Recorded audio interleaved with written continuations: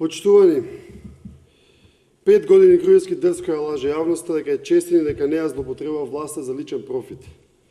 Јасно е дека ниту 150 милиони евра народни пари, потрошени на себе рекламирање во изминативе 5 години, не може ги променат факти. Последните информации говорат дека семејството Груевски во периодот 2000-2002 година поседувало не 4, туку 6 станови. Двата стана на улицата Владимир Комаров со вкупна површина 124 метри квадратни, два стана на улица Бихачка со вкупна површина од 143 метри квадратни, еден стан на улицата Васил Ѓорѓов од 86 метри квадратни и еден стан на непозната адреса од 57,29 метри квадратни. Значи, семејството Груевски во овој период поседувало недвижен имот со вкупна површина од фантастични 410 метри квадратни. Гревот да биде уште поголем, двата стана на Бихачка семејството Груевски купило на 9.8.2001 година. Само еден ден по-крвави од настанка Капалак за време на конфликтот во 2001 година.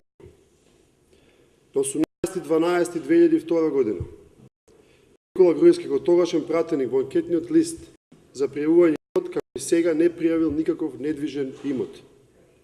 За своја адреса на живење пријавил улицата Васил Ѓорѓов, број 29.2/56 во Скопје, адреса на која живеела и неговата мајка. Токму затоа Никола Груевски имал законска обврска да го пријави сиот недвижен имот кој поседува неговата мајка, но тоа тој не го сторил. Со тоа свесно ги прекршил одредбите од Закон за спречување на корупција.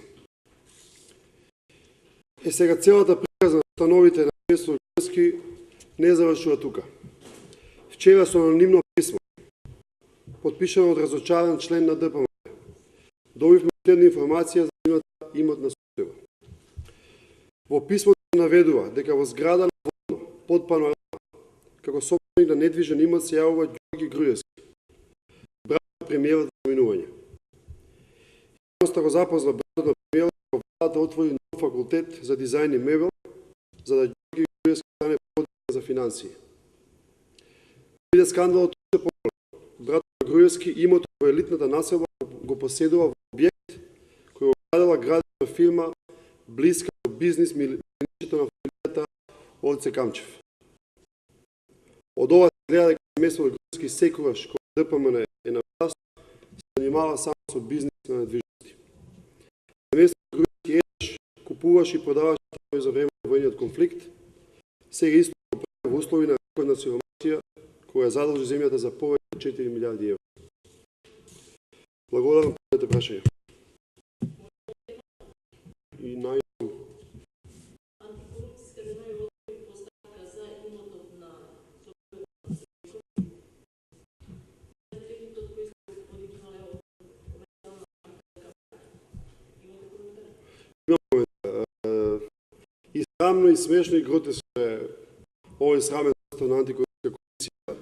Навистина не може да верувам дека извршуваат на неколку дена пред избори, извршуваат вална кампања, штаб на ДПМН, отвараат имот 79 година, а не ги отвараат реалните што държавни до антикорупцијска сегашните функционери на власт. Така можеме да ќе издржиме неколку дена. Новата власт на СДСМ Македонија се нов закон, во кој што антикорупционерите ќе видат луѓе од деснавот, луѓе што ќе се видат од деснавот и комплетно независни професионални. Така да кратко ќе трае оваа валка на игра што ја прави.